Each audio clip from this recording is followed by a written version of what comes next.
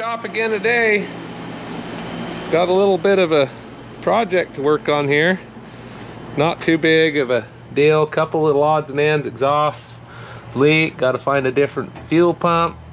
Electric one gets a restriction in it, so we're gonna see what we can do to figure that out. Come around here and there's gonna pull the back up, pull those trays out of there, and see what we got for fuel system delivery problems, and we'll take you along.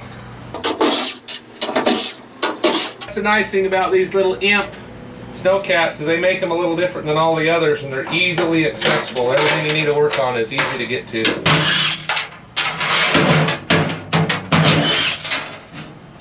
All aluminum. Well, except for the main structure part of it. You can see, easy to get to, all this stuff. I probably better change those brake lines too. Grease that U-joint. You can see that brake cylinders here and here. This one's got obviously been leaking at some point. That was the cylinder that was empty when I first hauled this home. So we'll get up in there and check all them U-joints and drain that fuel tank. Suck all that out of there. Shouldn't be too big of a deal, honestly.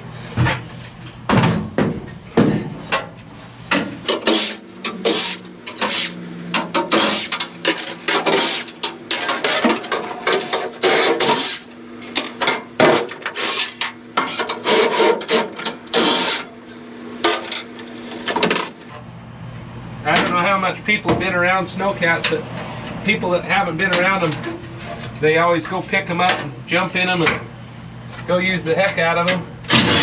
Not really as in how much maintenance has been neglected on them, like fuel lines and coolant lines and all that stuff. So we'll probably go ahead and replace all those while we're at it. You can see how simple they are. Nothing to them, just regular old. Looks like that might be part of my problem right there, that fuel line. There's my wrench. Been looking all over for that. I wonder if that's a 10.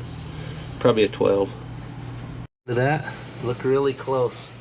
I don't know if you can see that or not. That's all plugged up with garbage. So that's my fuel delivery issue right there. These little teeny lines. Be better to come out of here with a 3/8 line. Copper and run it up to the front. Been rubbing on the bottom of the tank.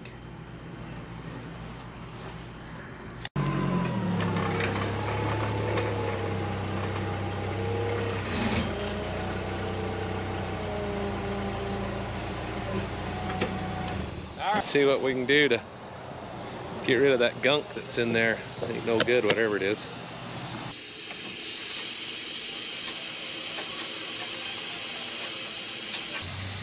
What we'll do is pour a little bit of gas back into it, let those chunks stay in the bottom of this can.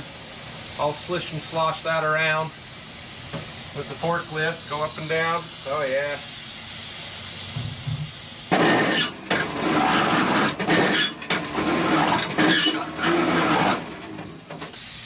Look at that. Oh yeah, that'll get the rest of those chunks out of there. Lots of garbage coming out of that.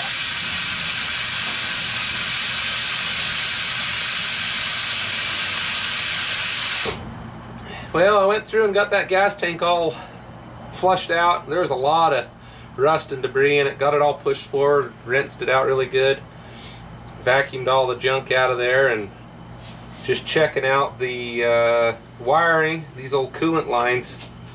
I'm gonna replace probably. All these are just kind of old junk. These fuel lines right here, this is actually a copper fuel line in rubber, so it's pretty heavy duty. This one's in pretty good condition. Got a little exhaust leak and a few things I got to figure out, but overall it's good shape. I just fixed the fuel gauge while we were in there and resealed that sending unit. Got two shifters, so this is the rear end shifter. This is the transmission, so it's actually 12 speeds. little V4 gasoline naturally aspirated. Kind of a cool little machine. But as far as machines go, this is about as good as they get for little personal snowcats, and they are very reliable and easy to work on. You can see all the access panels come off without a problem, and it's no big ordeal to get in here and work on it. So, been a fun one today. We'll get her dialed in and get some shots of taking her up in the powder and having a good time. I used it yesterday for a bit of a recovery up on Lower Colab. I was doing a test run, so it's been a good one. But we'll keep tinkering here and see where we end up.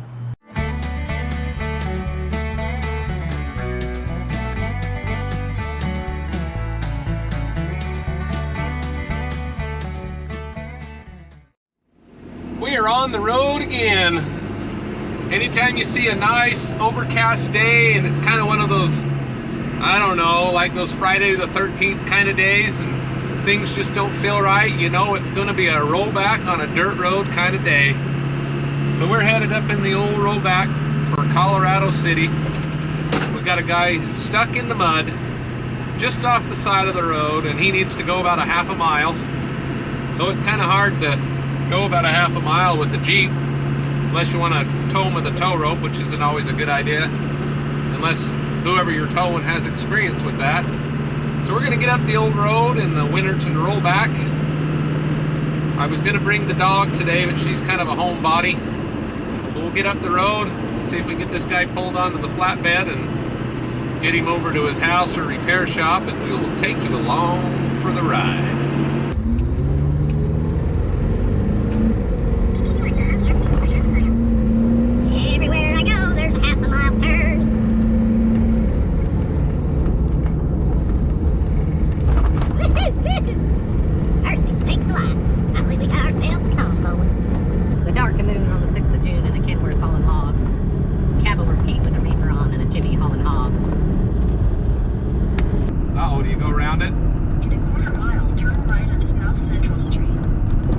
Well, I can pick you up if you want. I'm right here in my rollback, just coming up the road. Oh, okay, that works. All right, I'll see you in just a second. All right, bye. Yep. Go around it. Yeah. See, I was really close to getting out. I'd say you were.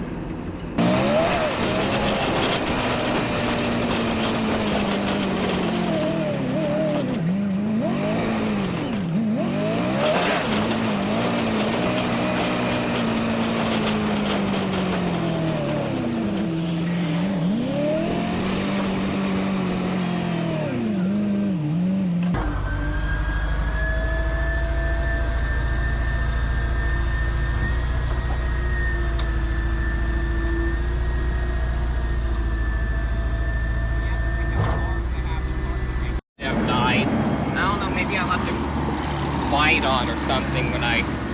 Yeah, that's all right. I can just pull. I will have to charge that. I can just pull it up there.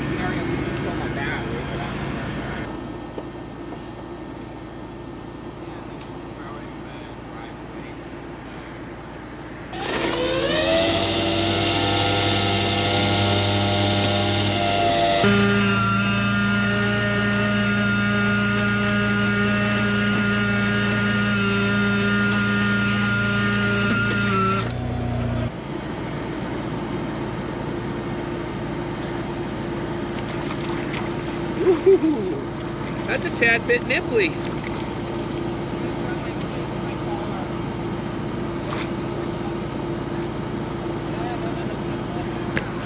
All right, little car in a little trouble. State Farm.